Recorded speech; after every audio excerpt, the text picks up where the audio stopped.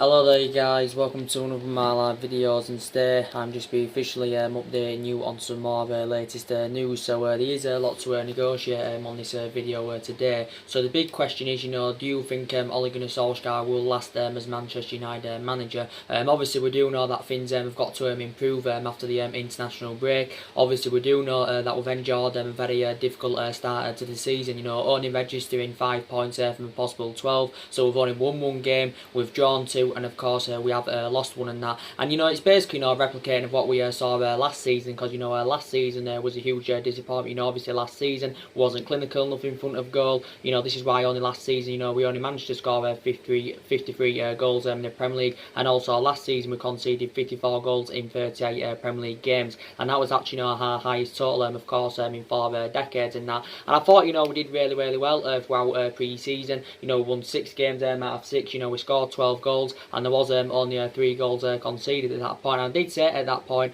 I think Man United are going to have a much better season this season. And then obviously we got after a fantastic victory over Chelsea on the opening day of the Premier League season, winning comfortably by 4 goals to nil. But since the Chelsea game, everything just seems to have all gone wrong. We dropped 2 points away to Wolves. We played well in the first half in that game, but the second half wasn't so good. Obviously dropped all 3 points at home to Crystal Palace, losing to them for the first time in Premier League history. And actually, in the Crystal Palace game, we actually created a lot of chances. I think we had over 20 odd shots in that, but we only managed to score 1 goal. So that's just giving you an indication, that we haven't got that clinical element in that. So, we are creating chances, but we're just basically, not scoring enough goals. We've only scored 7 goals in our first 4 league games and that. But yeah, we had the majority of the possession as well against Crystal Palace. Just didn't get the victory though. And obviously we dropped 2 points against Southampton last weekend. So it's very imperative, that we can get back to winning ways against Leicester after the international break and that. But like I said, do you think Ole Gunnar Solskjaer will last as Manchester United manager? Obviously, if this bad run of form does continue to persist after the international break, I think the pressure will mount up on Ole Gunnar Solskjaer even more. And I do believe if we're not competing for the top 4 by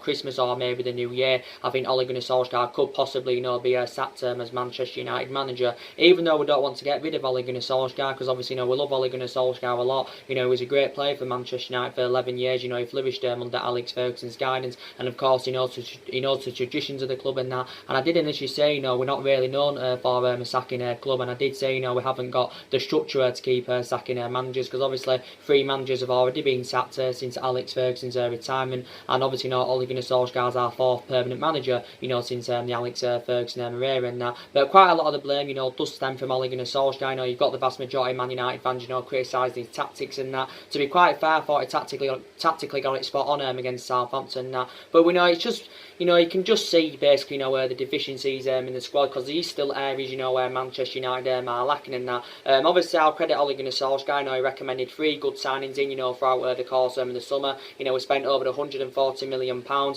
obviously Daniel James and Wan-Bissaka, and of course on Harry Maguire. And we have seen glimpses of what good signings they've proven to be so far. Even though we've had a bad start to the season, I still think these players that have had a good start to the season, that I think the vast majority of them have underperformed. But these quite a few players that have enjoyed a good start to the season so far. I think, like I said, Daniel James has had a fantastic start to his Manchester United career. Obviously he's scored 3 goals so far this season. And I still say with Daniel James, he's a prospect and he needs time to develop and that. So there's still more development needed in Daniel James, and I think his crossing and that needs to improve. With Wan-Bissaka, I think he's been fantastic so far with Wan-Bissaka. We have seen glimpses of how good he is. I think he's replicating so far with Manchester United of what he did with Crystal Palace last season. Don't forget, Wan-Bissaka only made his senior debut back in February 2018. Obviously Wan-Bissaka is our first choice right back this season. Hopefully Wan-Bissaka can regain full fitness for the game against Leicester. As you all know, earlier on this week it had confirmed that Wan-Bissaka had withdrawn from the England squad after he had sustained a back injury. It did say that Wan-Bissaka had returned to Old Trafford for treatment, and it did initially say he will be monitored in the next within the next couple of days and that. So hopefully he can regain full fitness, because he is a very imperative player. Wan-Bissaka is only young, he's only 21. Daniel James is only 21, and of course Harry Maguire, I think he's had a pretty decent start to his Manchester United career. And I think maybe the club did overpay a little bit for Harry Maguire, but I did say in these markets of this day and age, you've got to overpay for players in this market this day and age and that. And we've got a history of spending big on players anyway. We've got a history of overpaying for for players. And it was good business that we recommended Harry Maguire in and that. But I did say the problem is basically we overpay for players and then we basically let them go for next to nothing. So in that aspect that's bad business from the football club. But I still believe Harry Maguire has addressed our defensive deficiencies, and I think he's blending in alongside Lindelof in our backline fantastically well. But we are still conceding goals even despite the arrival of Harry Maguire and that. So defensively, so I'm very, very glad that some of the problematic areas got addressed throughout the course of summer, but we didn't address all the problematic areas. And I did say anyway it was going to be extremely difficult for us to address all the problematic areas in one summer transfer window. In my overarching view on it all, Ole Gunnar Solsjaker wasn't backed enough throughout the course of the summer. The board did assure that Ole Gunnar Solsjaker would have been backed, but for me he wasn't backed enough in that. But obviously we failed to qualify for the Champions League, so we're not in Champions League football this season. I did initially say that in that aspect that would have gone against us of getting all the players that we wanted to recommend in that, because I did say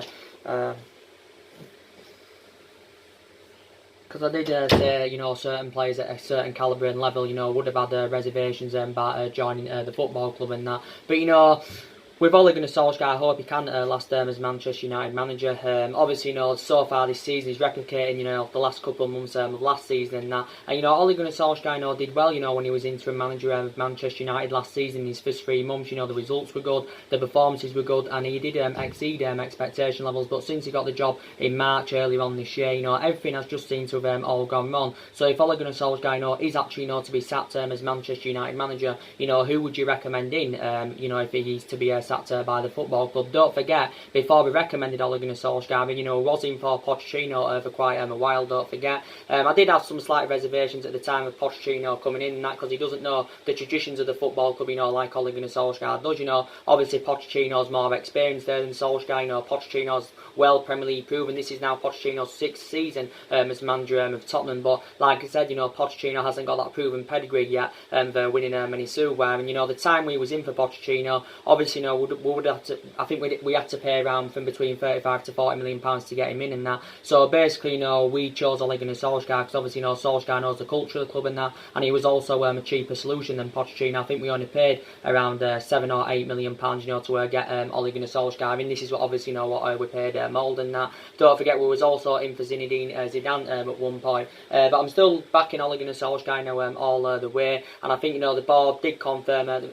The board did confirm at the start of the season that Ole Gunnar Solskjaer will be backed in the next couple of windows. So should be backed in January, should be backed in the next summer window. But I do believe the players we was in for throughout the course of the summer, we could reignite our interest in them in the January transfer window. With Bruno Fernandes, don't forget we had our chance with Bruno Fernandes, but we didn't get a deal over the line for him. Obviously he was one of our main priority targets throughout the course of the summer, and I would have been excited about the prospects of Bruno Fernandes playing alongside Paul Pogba in our midfield, because I think they would have complemented each other fantastically well. And there was a lot of players we was in for throughout the course of the summer who we didn't manage to get. But I think it's very imperative in the upcoming January transfer window that we do recommend a midfield in, because obviously that's one of the priority areas, of course, where Manchester United need to strengthen up. Don't forget, throughout the course of the summer as well, Manchester United were in search for the right winner. So I did initially say, I said at the start of the season, our expectations this season will be to finish in that top 4,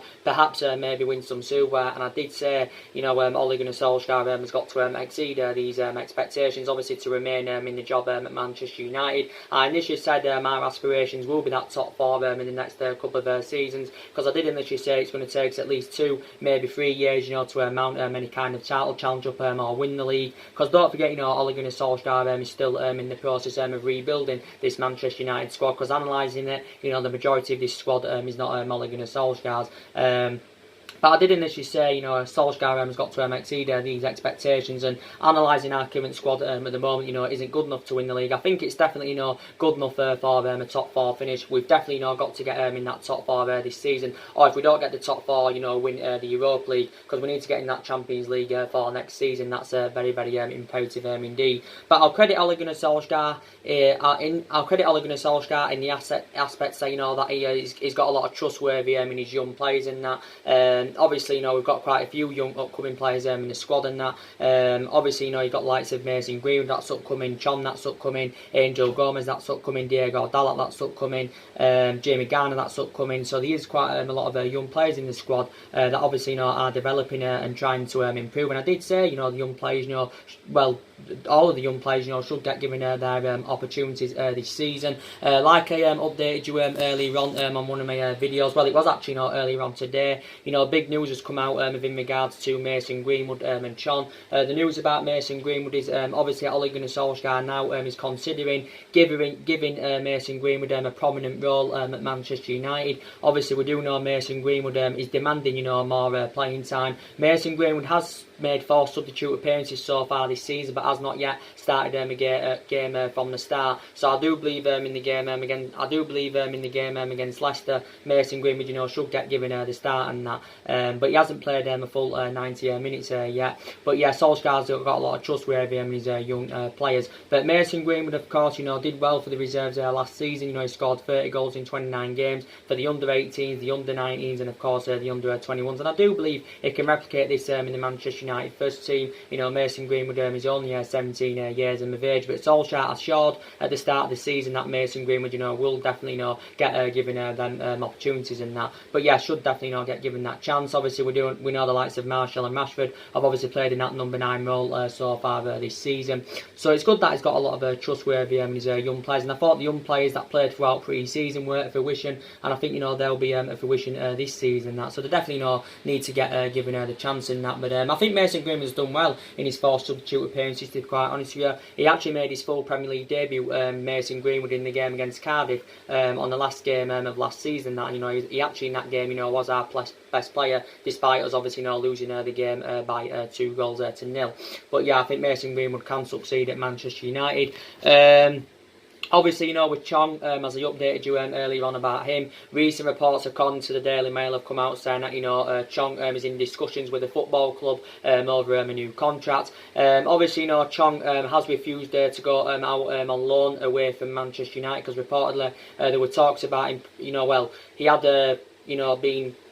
been offered the chance to go on loan to PSV or his former club Feyenoord, but Chong has confirmed he wants to remain at Manchester United at least for this season. So he's committing his long-term future with the football club. Is Chong. Ole Gunnar Solskjaer, Ole Gunnar Solskjaer has urged Chong, to work hard, to obviously gain first team opportunities. So I think Solskjaer's confirmed that Chong, will get them first team chances and that, if he's working hard and that. But Chong has not yet played this season in the Premier League. He did play, throughout pre-season. To be fair, Chong was very, very impressive. We do know that Chong is a right winner, and he's only 19 years of age. Obviously, Chong has only made 4 first team appearances for the club, since he arrived from Feyenoord back in 2016. That he's only made 4 appearances. Chong, made his debut last season in the FA Cup. In the FA Cup game against Reading, obviously, we won that game by 2 goals. Still, he made his competitive debut in the FA Cup. He made his Premier League debut against Southampton in the 3-2 victory back in March last season, and I think he made his Champions League debut in the 3-1 win over PSG. Did Chong? So I think he's definitely a long-term solution for Manchester United, but should get given the chances this season. With Angel Gomez, as like I said, I was surprised, he didn't. I'm surprised Angel Gomez, didn't start against Southampton, or at least get given the chance in that, because it did initially say he was going to be a big part in the squad this season. Angel Gomez, could get actually get given the opportunity against Leicester.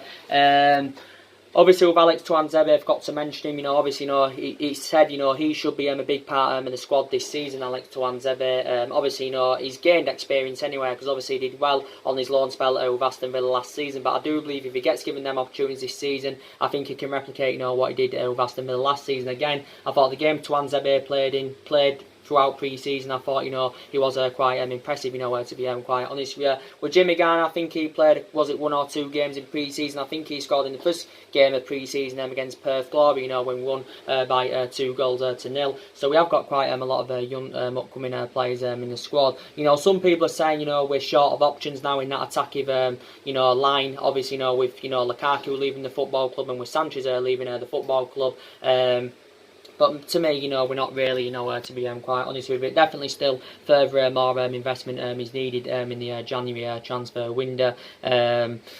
But yeah, you know, like I said, you know, we have got quite a few injuries. You know, don't forget we have got quite a few injuries in the squad. Like I said, Wan-Bissaka's out with injury. Obviously, recently, you know, Diego Dalot has been out with injury. Obviously, you know, he's one of the backup options at that full-back position, even though he's versatile. But he's predominantly a right back is Dalot. But obviously, you know, Wan-Bissaka is the first choice right back. Obviously, we've got Ashley Young. That's obviously, you know, one of the backup options. Ashley Young was actually, you know, our first choice right back last season. Obviously, you know, Ashley Young's been a long-serving player at the football club. You know, this is now Ashley Young's I think, well, he's been here 8 years, but I think now this is his 9th season as a Manchester United player, and I think, you know, it's more than likely that this probably will be his last season at Manchester United, because I think, you know, his footballing career is basically coming to an end, and that, you know, he's now 34 years of age. Is Ashley Young. Obviously, the club gave him a new 1-year extension last season, but I think, you know, Ashley Young, you know, will only be played or will participate, you know, when we've got a few injuries and that. And obviously, you know, he played in the game against Southampton. Did Young? He didn't play in his predominant position. You know, he actually, you know, played at left back. He can play as a left back and Young, but he is predominantly a right back, and that he actually captained the side against Southampton. Did Ashley Young? But yeah, he's been a long-serving player at the football club. You know, he has been here since the Alex Ferguson era. But yeah, we have got quite a few fullbacks in the team. But with Diego Dalot, obviously he's only been at Manchester United since last summer. But I think he said he should be available for the game against Leicester. Obviously we know that Fossil Mentel's a long-term absence. Obviously, you know, he's another one of the young upcoming players. You know, he returned to Man United earlier on in the summer. Obviously, you know, because he'd been on loan with Fulham last season. I think before that he was on loan with Crystal Palace. So Fossil Mentel's a long-term absence. Obviously Eric Bailly, of course, is out with injury. He's out until I think the new year with a knee injury that he had sustained throughout pre-season.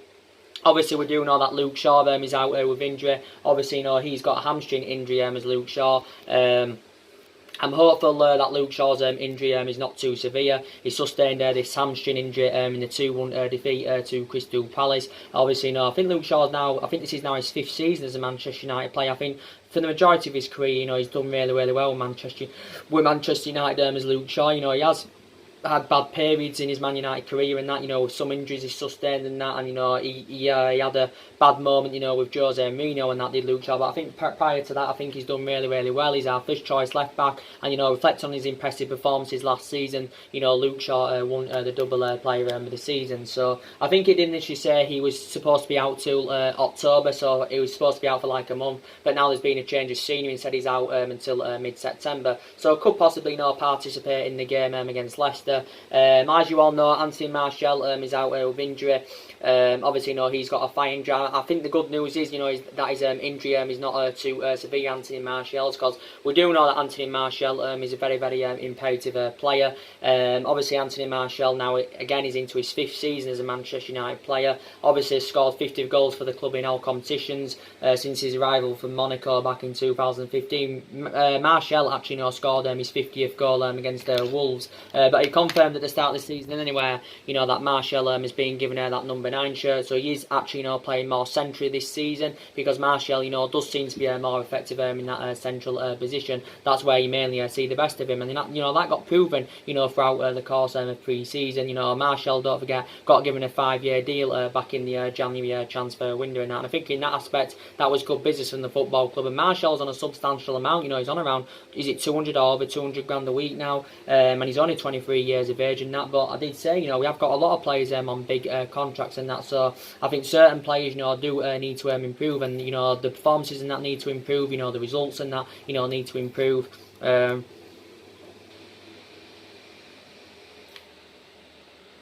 yeah, Martial has been out with thigh injury. I think Lee Grant is also injured, so we have got quite a few injuries. Obviously, you know, with Marcus Rashford, I think he's done okay this season. You know, his performance against Southampton, you know, was woeful, to be quite honest with you. Obviously, you know, he was in that particular game, you know, Rashford was fulfilling Martial's role, because obviously, you know, Martial didn't play, you know, through injury and that, so Rashford would have been playing centrally. But in that game against Southampton, you know, he looked so isolated, Marcus Rashford. You know, wasn't getting enough runs in behind, you know, wasn't latching onto any of them crosses. There was a lot of crosses in the game against Southampton, but Rashford Rashford was really, really poor, and I think he did, receive a lot of criticism, reflecting on his bad performance that he put out. But I think prior to the game against Southampton, and prior to, obviously, Rashford also missed a penalty earlier on in the season against Crystal Palace. I think prior to that, though, I think he's had a pretty decent start to the season. I think he's scored a couple of goals this season as Marcus Rashford so far. But yeah, I still think he'll improve this season of what we saw of him in the last couple of months of last season, because Rashford's performances were below par in the last couple of months of last season. But last season he did sustain quite a few injuries, and that, so in that aspect that may have taken its toll on Marcus Rashford. But like I said, the likes of Martial and Rashford, they've not yet emulated that level, and I do believe, in time to come, it may take a year, it may take a couple of years, to get them to that level, where they do want to be. But Rashford is only 21 years of age. He's been at United a number of years. He's been a United player since the age of 7 and that. He progressing up the ranks and that. He's been in the senior squad of us since 2016 as Rashford. But he's still a very, very reliable player in my opinion. Is Rashford. I think Solsjaker's recently, becoming irritated, reflecting on his recent performances and that. So this is why, he's recommended Mason Greenwood, to get more playing time now, because he has become frustrated with Marcus Rashford. He has become frustrated with Marcus Rashford and that. But yeah, I think we do look slightly better in that attacking line. But that I've got a lot of element of concerns, like I said, about that midfield. It really does concern me a lot, because we haven't really got the backup to Paul Pogba, and that's something that concerns me. I know we've got the likes of Fred Pereira, and McTominay and that. And to be fair, I think McTominay has had a pretty decent start to this season as Scott McTominay. Obviously, he's been mainly playing alongside Paul Pogba, so far in that midfield. And I think, to be fair, they have blended in, fantastically well together. Obviously, McTominay is developing in that. But, I thought McTominay did well throughout pre-season. I think so far this season, McTominay has replicated that. I still don't know if he's a long-term solution for Man United. I don't know if he's got, all the attributes to succeed as a Manchester United player and that. But, he's getting them opportunities now, is McTominay, which is very, very good to see. With Fred and Pereira, what I've just said about McTominay, I've got the same thoughts about them. I still don't know if they're the long-term solutions for Manchester United, Fred and Pereira. Fred, I've got a lot of concerns about him and that. I know he played well in the games throughout pre-season. He did well towards the back end of last season, but these question marks amongst Fred, can he keep the consistency up and that. To be fair to Fred, he never really got the opportunity under Jose Mourinho. I do believe the club overpaid for Fred, because we paid just under £50 million for him. I thought he was an exceptional player at Shakhtar Donetsk, was Fred, but hasn't really replicated this at Manchester United. Obviously, we've got Pereira as well. Don't forget, he had loan spells in Spain, with Granada and Valencia and that. So I think it's good, beneficial in that. Because obviously now he's gained more experience as Pereira. Pereira got the start against Southampton, but actually was quite poor in that. So I've got a lot of element of concerns about our midfield, and it definitely does need to be addressed in the January transfer window.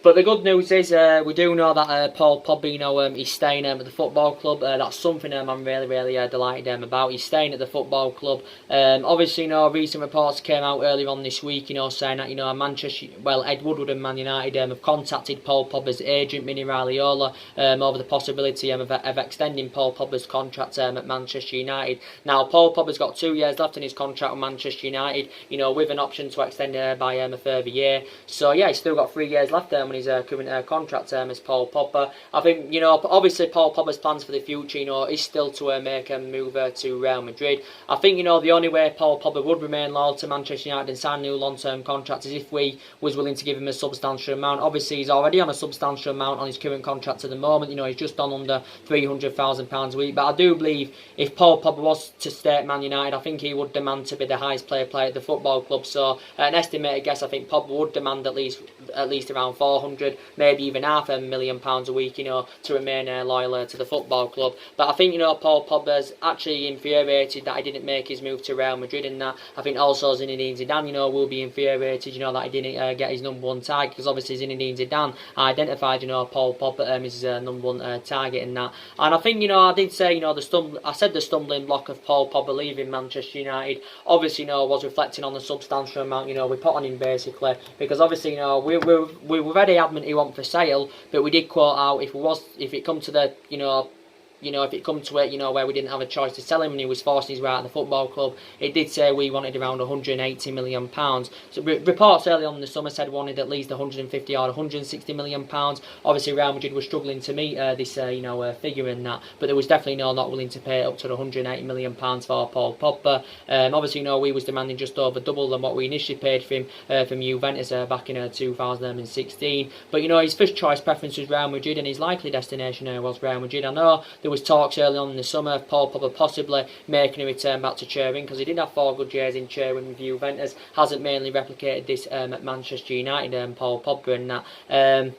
But like I said, he's been mainly inconsistent, since he rejoined from Juventus back in 2016. Obviously, he's now into his 4th season as a Manchester United player, is Paul Pogba. I think he's had a pretty decent start to this season, to be fair. I thought his performance was below par against Southampton. He played quite a few sloppy passes, as Ole Gunnar Solsjaker was saying. I think his performance against Wolves wasn't so good. Obviously missed a penalty against Wolves. Don't forget, earlier on in the season, reflecting on his penalty miss, Paul Pogba was subjected to online racial abuse. And I'll credit Paul Pogba in the aspects that, he handled that situation quite well and that.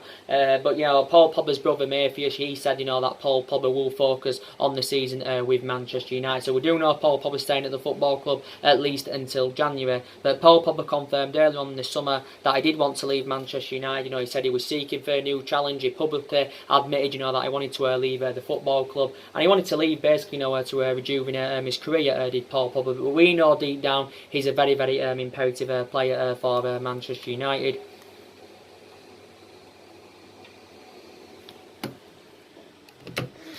He's a very, very imperative player for Manchester United, is Paul Pogba and that. But like I did say, for the entirety of the summer, he had a long running transfer saga, did Paul Pogba.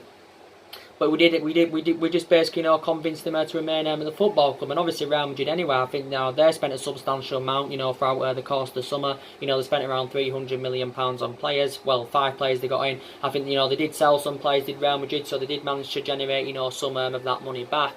But yeah, Paul Pogba's agent Mini Raiola, he came out actually at the start of pre-season. He did actually say his current client was in the process of leaving the football club, but he was working on getting Paul Pogba's transfer to Real Madrid completed for the entirety of the summer, basically. But I still think Paul Pogba's plans is to make a move to Real Madrid. Obviously, Paul Pogba with the football club, has won the Europa League and the League Cup.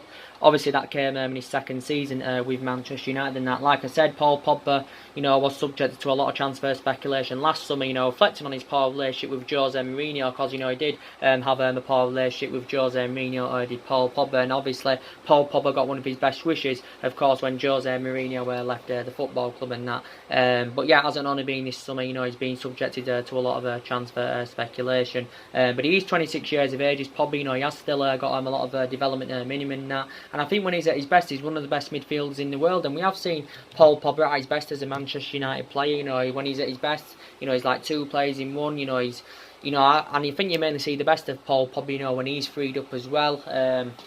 But yeah, still a very, very imperative player for Manchester United. But the good news is he's staying. I think, Paul Pogba should be fully fit as well, for the game against Leicester after the international break. Don't forget, Paul Pogba, had to withdraw from the France squad earlier on this week. Obviously, after sustaining an ankle injury in the 1-1 draw with Southampton last weekend. So I did say I'm hopeful that Paul Pogba's injury is not too severe. But it was initially, it was initially in Ole Gunnar Solskjaer's plans, to actually, build a side around Paul Pogba. But I did say, I'd been frustrated, with Manchester United in the last 6 or 7 years and that, and I don't like the way the football club has been run in the last 6 or 7 years. Like I did say, with the dimension and the history of this football club, we should be up there competing and of course winning silverware and that. Haven't been doing this in the last 6 or 7 years, and obviously we've got ambitions for the future, big ambitions for the future, and obviously want to get back to winning silverware. This is obviously something Ole Gunnar Solskjaer wants to bring back to the football club, and we want to see that fear factor back at Manchester United, because that fear factor hasn't been there,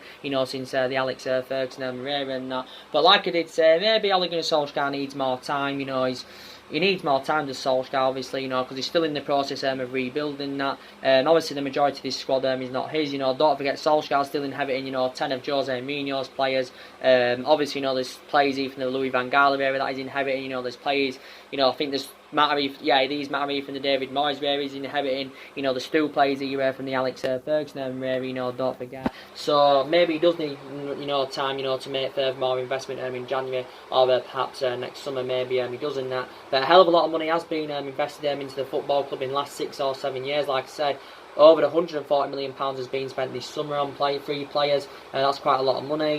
Just under £400 million was spent under Jose Mourinho. Obviously, just over £200 million was spent under Van Gaal. I think around £67 million was spent under Moyes. So we've spent just under £1 billion in the last 6 years on players. And if you want to take into account what was spent under Ferguson, obviously we spent way over £1 billion on players. And we haven't only spent big on players. Obviously, as we speak now, we've got players on big contracts and that. Obviously, you've got obviously Paul Pogba, like I said, just under 300 grand a week. You've obviously, despite Sanchez going out on loan to Inter Milan, we're still paying the majority of his wages. We're still giving Sanchez £300,000 a week, and that, despite him being on loan with Inter Milan. You've got Rashford on over 200 grand a week. You've got Martial on over 200 grand a week. Obviously, you've got De Gea on his current deal. I think he's on around 200 grand a week. He's David De Gea. So yeah, we have got a lot of players on big contracts. To be quite honest, you've got Harry Maguire that's on around 200 grand a week, and we also spent big money on him. But like I did say, it doesn't always guarantee you success. Spending big on players and spending big on players and getting them Glasgow players in, it doesn't always guarantee you success, and it has been proven with Manchester United in the last 6 years or so.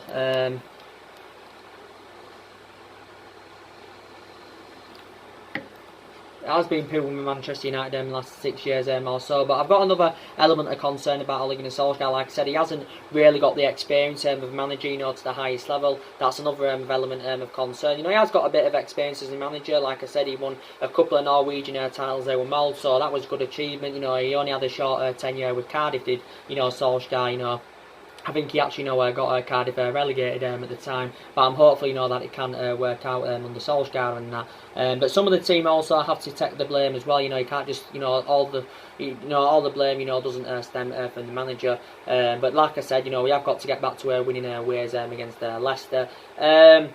Obviously now a lot of players have left, since Ole Gunnar Solskjaer's arrival. Don't forget, obviously we saw Antonio Valencia leave the club at the end of last season after he served 10 years with Manchester United. Obviously Chris Smalling went out on loan to Roma. Roma paid 2.7 million, don't forget, so they paid just under £3 million to take Chris Smalling out on loan. I do believe it's without a buyout option. There's no obligation to buy for, obviously, Roma to make the deal permanent next summer, so possibly could return to Man United after the loan. Chris Smalling, obviously Chris Smalling was a long-serving player at Manchester United. He was here 9 years, and obviously he fell down the pecking order though with the arrival of Harry Maguire in that, and so yeah, it was good that we got rid of him. Obviously Matteo Darmian left the football club early on this week. We let him go for just over £3 million. He's gone to Parma, so he has made that return back to Italy. Obviously Ander Herrera left the football club. It was a shame that we didn't recruit or replace Fernando Herrera. He served five good years with Man United, and that you could arguably say he was one of our best players since Alex Ferguson's retirement. Obviously Fellaini left after he served 6 years at Man United. Lukaku left the football club. It was a shame again that we didn't recruit a replacement for him. And Sanchez of course went out on loan to Inter Milan the other week. You've obviously got Dean Henson that's been loaned back out to Sheffield United. Joe Pereira, he went to Hearts on loan. That got confirmed a couple of weeks ago. So quite a lot of players now have left since Ole Gunnar Solskjaer's arrival. I still believe in the next couple of windows that more players do need to be sold by the football club, because I still believe these problematic players now at Manchester United that do need to go. I think definitely Rojo's one of them. I'll credit Rojo. I thought he did really well throughout pre-season. Obviously Rojo has not yet played in the Premier League this season. Obviously Rojo was subjected to quite a bit of transfer speculation throughout the course of the summer. Obviously Everton inquired about getting him on deadline day. Obviously Marcel and Monaco and AC Milan also inquired about getting Marcus Rojo in, but actually Solskjaer confirmed at the start of well, actually confirmed prior to the Southampton game, you know, that Rojo, you know, will be staying there with the football club. Rojo's just got under 2 years left on his contract with Manchester United by the way. But I think Rojo's Manchester United career has been mainly affected, you know, with the amount of injuries he has sustained and that. And obviously he's in first choice, and I think he's enjoyed a difficult time anyway. I think this is now his 5th season now as a Manchester United player, or 4th season. But like I said, you know, Rojo's versatility is good. I think he's primarily a centre back, but he can play as a left back. You know, he can play as a wing back, and that's surprised he didn't get the chance against Southampton. You know, Rojo. But we know now he's staying at the football club for now. But maybe in January or next summer, I think we need to orchestrate on getting rid of him. Obviously, Phil Jones, I think he's another problematic player at the football club. You know, he's been at Manchester United now 8 years as Phil Jones. Obviously, now he's into his 9th season as a Manchester United player. He's Phil Jones, don't forget. I think he's made over 300 odd appearances for the club in all competitions as Phil Jones. Obviously, he's been here since the Alex Ferguson era. But obviously, Phil Jones is obviously now going to find game time very, very difficult. So I think he's another player that does need to leave the football club. Like I said, I think, you know, Young needs to go. I think he could retire, you know, at the end of the season. So there are 3 players there. Matic, he's too inconsistent as well. I don't think he's no longer first choice as Nemanja Matic. Obviously, I think this is now his 3rd season as a Manchester United player. You know, he's aging up as well. He isn't getting any younger. I think he's 29 or 30 years of age, Matic. But he's too slow. He's too ineffective in that midfield and makes that midfield look totally imbalanced. So we paid £40 million for him. Maybe we would find it difficult, you know, to recoup the money that we did pay for Matic from Chelsea, which was around £40 million. We'd find it hard to recoup the money, obviously, you know, due to his inconsistency. We have seen him at his best as a Man United player. He can, you know, pass the ball and that well, but you do know I've got a lot of strong reservations about him. So he's another player I think we need to, you know, consider getting rid of in January or perhaps next summer. So there is, you know, still problematic players with the football club without a shadow of a doubt. There is problematic players at the football club and that, but I did say, you know, regardless who our manager is, you know, no one's going to ever follow Alex Ferguson's legacy. You know, whenever, you know, going to replicate, you know, what we did under Alex Ferguson. And I did initially say, I hope this team now at this day and age as well, including the signs that we recommended in this summer, you know, can replicate, you know, what the team did under Alex Ferguson. But at this moment in time, you know, I have got huge doubts about that. But like I said, you know, we're still a massive club, you know, we're one of the biggest clubs in the world, you know, we are the most successful team in England, you know, historically, obviously, you know, reflecting on the amount of titles and that we've won, and obviously, you know, we had 26, 27 successful years under Alex Ferguson and that. But I did initially say to you guys on one of my videos yesterday, if Ole Gunnar Solsjaker is still at Manchester United in January or next summer, you know, what will his next signings be? That is the question indeed, because, you know, there was a lot of players on our agenda throughout the course of summer that went in for, you know, don't forget we inquired about Mandzukic, we inquired about Dybala, you know, we inquired about Eriksen. Eriksen, you know, was on a tentatively linked with him. We inquired about getting Eriksen towards the back end of the summer transfer window. You know, Mandzukic, you know, we was on a tentatively linked with him. The board had reservations about bringing him in anywhere, reflecting on that he's 33 years of age. Don't forget, we went in for Dybala and that. You know, these were players, you know, went in. Well, Dybala and Mandzukic who went in for. They were possible replacements for Romelu Lukaku at that present time.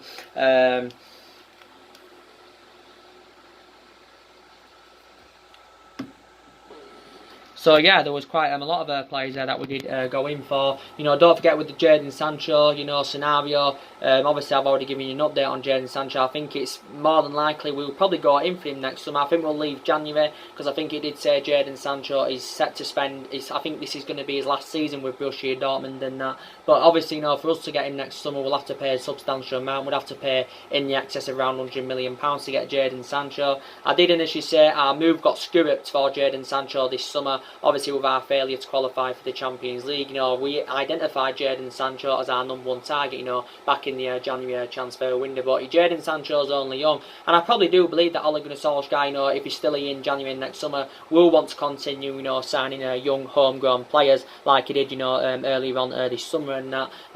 Because obviously he worked out his transfer strategy, Solskjaer, earlier on in the summer. But Jadon Sancho, like I said, I would be excited about the prospect of Jadon Sancho, you know, playing alongside the likes of Rashford, Martial, Daniel James, and I do believe, you know, he would have blended in our attacking line well. You know, he's predominantly a right winger, can play centrally, but it's beneficial anyway because Jadon Sancho played in the Premier League when he was younger, so he's had experience of playing in the Premier League. He did serve a couple of years with Man City, did Jadon Sancho, but he never really got the chance at City, so he left City to go to Dortmund. He's had 2 good seasons with Dortmund, he's now in his 3rd season with Dortmund, he's under contract with them till 2022, but only 19 years of age is Jadon Sancho, so he's got a hell of a lot of development in him, plus he's British.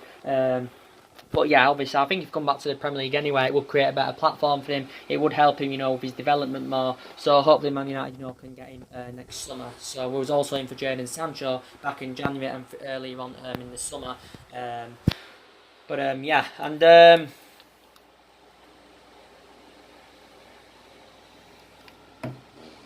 Like I did say, it's going to be a tough game against Leicester, after the international break.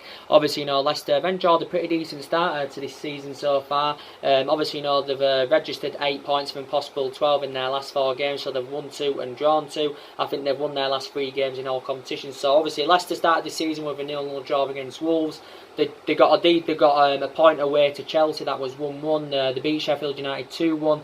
I think they beat Newcastle in the Carabao Cup on penalties 4-2. So they're in the next round of the Carabao Cup. And they recently, beat Bournemouth by 3-1. And Leicester, could have a pretty decent season this season. I think they did good investment throughout the course of the summer. I think they spent I think at an estimated guess, I think it was around £90 million, somewhere around that figure that they spent throughout the course of the summer. Obviously, they paid around £30 million for Perez from Newcastle. They paid a club record fee for Youri Tielemans, who they paid £40 million for. I think they got James Justin in from Luton for around £6 million. I think they also got in what's his name now, Dennis Pryor from Sampdoria. I think they paid around £20 million for him. So Leicester, I think, bought 4 players this summer. They've obviously they lost Harry Maguire, did Leicester, don't forget. That was one of their imperative players. They also lost Raheem Mahrez, was it, last summer to Manchester City. So Leicester have lost quite a few of their imperative players in the last couple of years.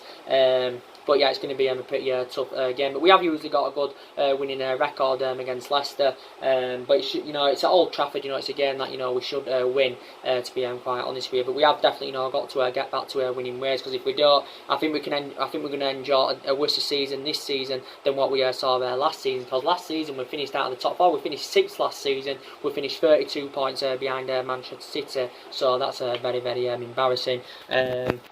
I already given you the latest news, didn't I, about David De Gea earlier on this week. Obviously, we could also fear losing him in the January transfer window.